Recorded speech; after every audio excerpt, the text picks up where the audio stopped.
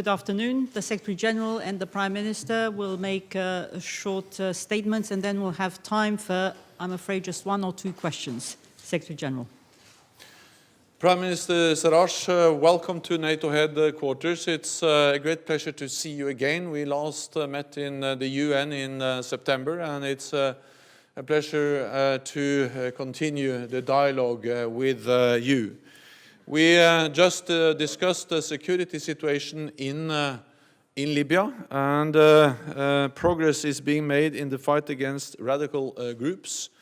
And ISIL has been driven out of its former stronghold of Sirte, and I welcome that progress. Prime Minister, I commend you for your efforts to ensure an inclusive political process in Libya.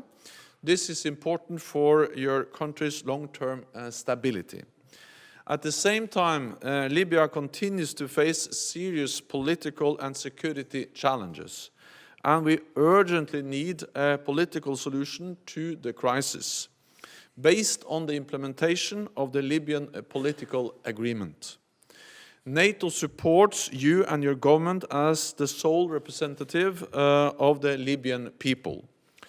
As you work to stabilize your country, several allies are already providing military and economic support, and I welcome the support from several NATO allies. During our meeting today, we discussed how we can take our cooperation forward. NATO stands ready to assist Libya in building effective security and defense institutions, strengthening your ability to fight terrorism, and create conditions for peace. Looking to the future, we could offer advice on establishing a modern Ministry of Defense, a joint military staff, and security and intelligence services under civilian control. NATO's Operation Sea Guardian is already supporting the EU's Operation Sophia in the Mediterranean, with logistical support and information sharing.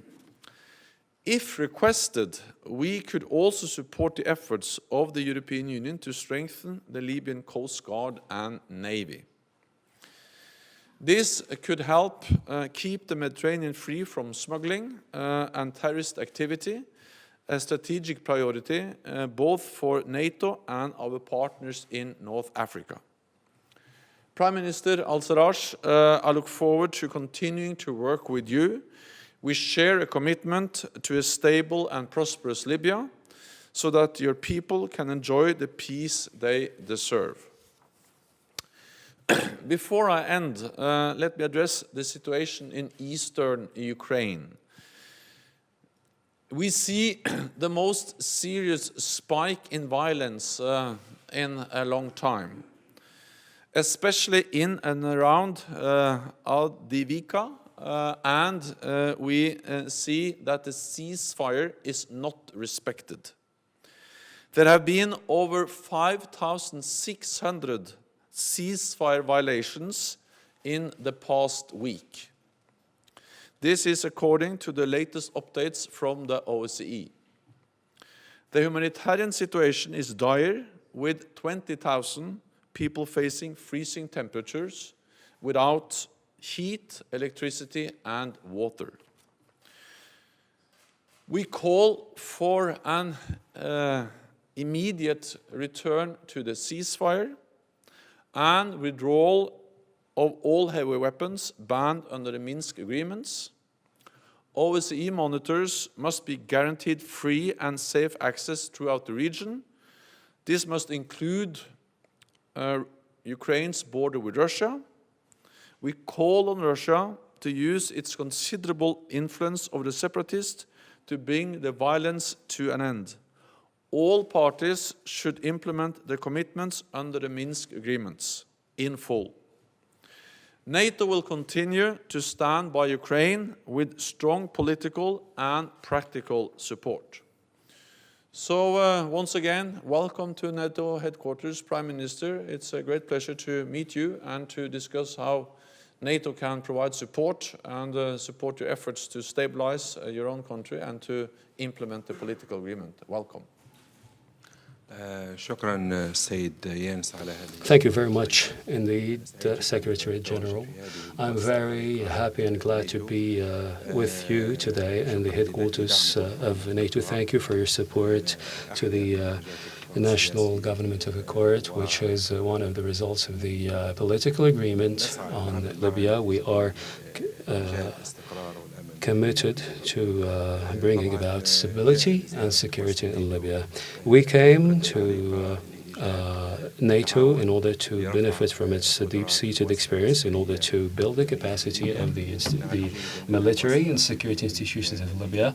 The military institution in Libya, due to the disputes that took place in Libya during the 5 past years, have been very heavily impacted. So today we are looking forward to bringing about an agreement between the different institutions, and all of this in order to fight terrorism and to prevail. One of the challenges that we face as a government of accord, in spite of the difficult circumstances, is to gain more international support.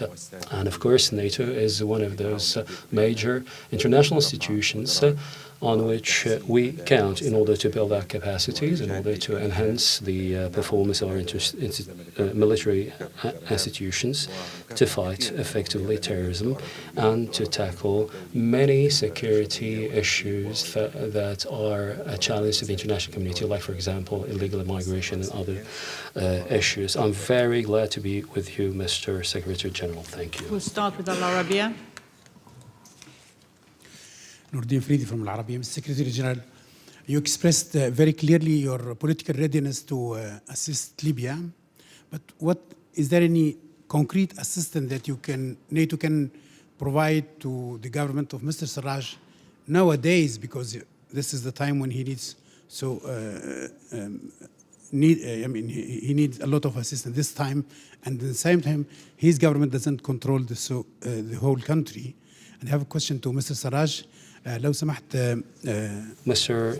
Prime Minister, with your permission, to what extent do you deem this convergence between Haftar and Russia will help for a political agreement within Libya? First of all, we provide strong political support to Prime Minister Sarraj and the Government of National Accord because we strongly support the efforts to try to find an inclusive political solution to the crisis in Libya, and we continue to express this strong political support. Second, we are ready to also provide practical support, and that was the issue we discussed during our meeting today. Of course, to provide practical support, we need a request from Libya, but we are ready to, for instance, help Libya with building defense institutions. This is of great importance because you need strong institutions to make sure that you have political control over the armed forces, and we see the importance of that, especially in a country like Libya. NATO has done that before. We have done it in Bosnia, we have done it in Afghanistan, we have done it in other countries where we have helped build strong defense institutions, making sure that the political leadership have control over the armed forces. So this is about building a modern Ministry of Defense. This is about building a joint military staff and security and intelligence services under political control. Then we have the Operation Sea Guardian in the Mediterranean, and Operation Sea Guardian already provide support to Operation Sophia, the EU mission there, with logistical support, with information sharing, and this is of course also important for Libya. We are also ready to help develop the Libyan Navy and Coast Guard, if so requested by Libya. So I think that the key issue now is that NATO allies are ready to provide support. Many, or at least several NATO allies already provide support on the bilateral basis, but also ready to provide support to NATO. But we have to sit down and discuss exactly how we do this in the best possible way. And NATO has tried and tested structures to do exactly that, to build local capacity, to enable them to take full responsibility for security in their own country. Yeah, thank you. طبعا قبل الحديث على Before talking about the relationship with Russia or any other party, I'd like to record that the main purpose is that we aim at the unification of the military institution, a military institution that will help us combat effectively terrorism. We have very competent military commands, but as I said, the political divide and the political situation during the 5 past years have had a heavy impact on this institution. So today, the very aim is to unify the institution. After that, we'll, of course, talk with the international community, the international parties. It seems to me that all of them are keen on helping Libya and on bringing about stability. But before talking about those relations, we have to unify our ranks. Belgian News Agency. Yes, Gérard Gaudin, Belgian News Agency. A question for the Prime Minister. Are you ready to open the territorial Libyan waters to Operation Sophia and possibly to Sea Guardian? تم الحديث بالسابق على هذا الأمر. Yes, we spoke in the past about this topic. من ناحية السيادة هناك طبعا المياه الإقليمية. Of course, it's a matter of sovereignty. These are territorial waters. If there is something to be carried out jointly between the Libyan Navy and any other party that would be interested in extending a hand to the Libyan Navy, that would be possible. Of course, we have to modernize our Navy flotilla and to enhance its capacities. And it seems to me that NATO or any other friendly nation on a bilateral basis could extend a hand in Thank you this. very much. This concludes this press point. Thank you.